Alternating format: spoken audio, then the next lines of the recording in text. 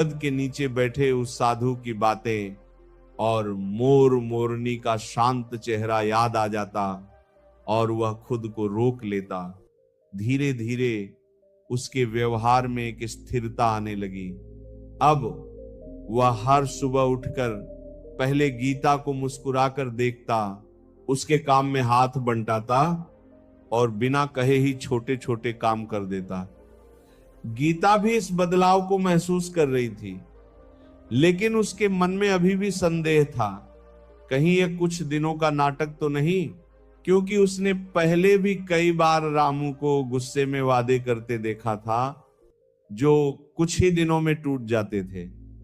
लेकिन इस बार कुछ अलग था। इस बार रामू चुपचाप अपने कर्म से बदलाव दिखा रहा था।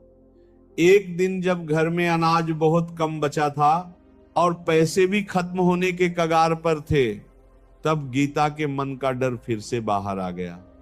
उसने चिंता में कहा, देखो रामू, इस बार फसल भी अच्छी नहीं हुई, घर में कुछ बचा नहीं है। अगर ऐसे ही चलता रहा तो हम क्या करेंगे?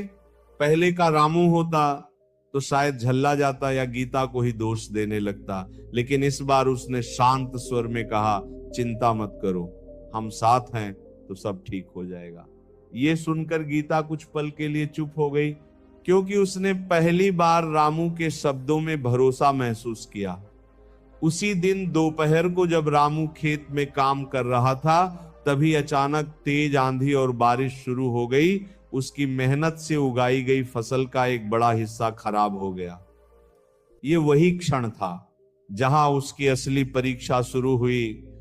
उसका मन अंदर से टूटने लगा। इतनी मेहनत के बाद भी